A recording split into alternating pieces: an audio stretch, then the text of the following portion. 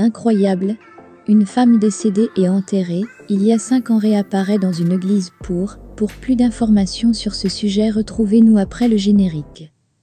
Mais avant de commencer, n'oubliez pas de vous abonner et d'activer la cloche de notification pour ne pas manquer nos prochaines vidéos. Bon visionnage!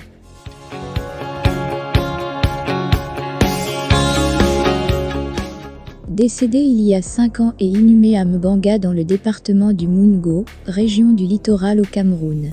Une femme réapparaît dans son ménage. Malgré les frayeurs, elle est reconnue par les siens et séjourne actuellement chez un pasteur.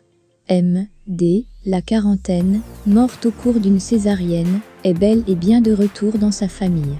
Selon la radio nationale, la CRTV, qui rapporte cette rocambolesque information, les marques de l'opération chirurgicale sont encore visibles. Ses proches poursuivent son identification. Ils sont allés vérifier au niveau de la tombe. La jeune dame morte en 2013 a été reconnue par les siens. Pris de frayeur au départ, ceux-ci entendent poursuivre son identification par les tests ADN, précise le correspondant de la CRTV dans la localité. D'autres témoins, dont un gendarme frère de la défunte, attestent avoir reconnu M.D. La revenante séjourne actuellement chez un pasteur. Un fait similaire.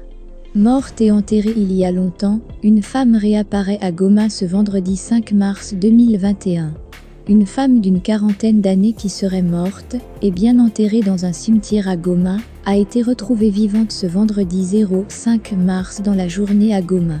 Aux premières informations, un membre de famille de ladite femme l'a rencontrée au lieu connu comme rond-point Instigo à Goma. Plusieurs curieux ont entouré la femme considérée comme revenante, avant que les éléments de l'ordre ne l'amènent au commissariat provincial de la police, rapporte lesvolcansnet.net. Les journalistes présents sur le lieu ont essayé de poser des questions à la femme, mais celle-ci ne faisait que répondre « Jésus-Christ, enfant de Dieu d'Israël, au nom glorieux de Jésus d'Israël ». Sa carte d'identité a révélé que la femme s'appelle Amélie Riziki Victoire, née le 20 février 1978 à Bukavu Sud Kivu. Cette situation a créé une panique totale, jusqu'à perturber la circulation.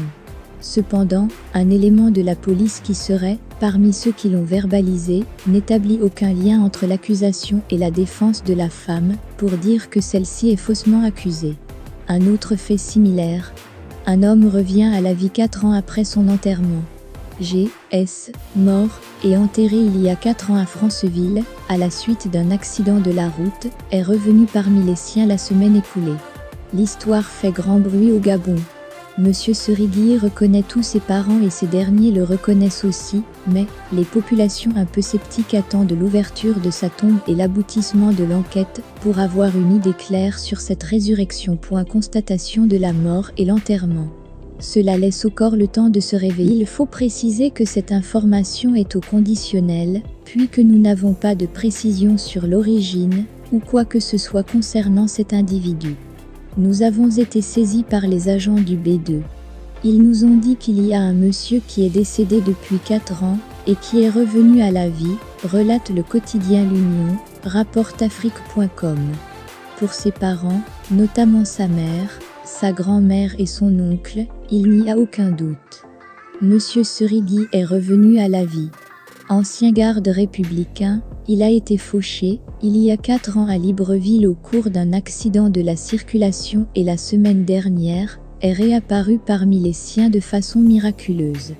La thèse de la zombification est largement partagée par les membres de sa famille et une bonne partie de la population. Selon des informations concordantes, l'intéressé travaillerait dans une société chinoise à Matsatsa et serait venu à Franceville pour voir ses parents. Sur place, nous avons entendu l'intéressé. Il nous a laissé entendre qu'il travaille à Matsatsa. Je lui ai demandé de me passer le contact d'un de ses responsables. Je l'ai appelé, puis je lui ai passé le téléphone. Ils ont échangé un moment, avant que je n'aie à mon tour un échange avec lui, puis il a raccroché. Ce qui semble vrai, c'est qu'il travaille à Matsatsa avec les Chinois, a déclaré une source judiciaire, proche de l'affaire. La tombe du revenant va être ouverte dans les prochains jours. La famille s'est dite prête à collaborer avec la justice, afin de clarifier cette histoire rocambolesque. Ce que vous devez savoir sur les morts. Pourquoi certains morts se réveillent à la morgue ou à leur enterrement? Dans quel cas, une personne peut-elle être déclarée morte et pourtant reprendre vie peu après? Pierre-François Laterre. Il existe deux grands scénarios potentiels. Certaines intoxications médicamenteuses, tout d'abord, comme avec des barbituriques, peuvent plonger une personne dans un coma profond, avec une activité cérébrale très basse, un tableau métabolique faible et une impression de respiration quasi absente. Le second cas est celui d'une hypothermie ou d'une noyade en eau froide. Le souffle et le pouls, qui peut ralentir jusqu'à 20-30 pulsations par minute, peuvent devenir très difficiles à détecter. Toutefois, chaque cas reste particulier. Que se passe-t-il à ce moment-là? Le corps passe dans une situation d'hypométabolisme. En temps normal, les cellules consomment en continu de l'énergie, de l'oxygène, etc. Maintenant, si les cellules sont plongées dans une activité énergique basse, notamment du fait d'un refroidissement du corps, on peut les préserver plus longtemps sans apport d'énergie ni d'oxygène important.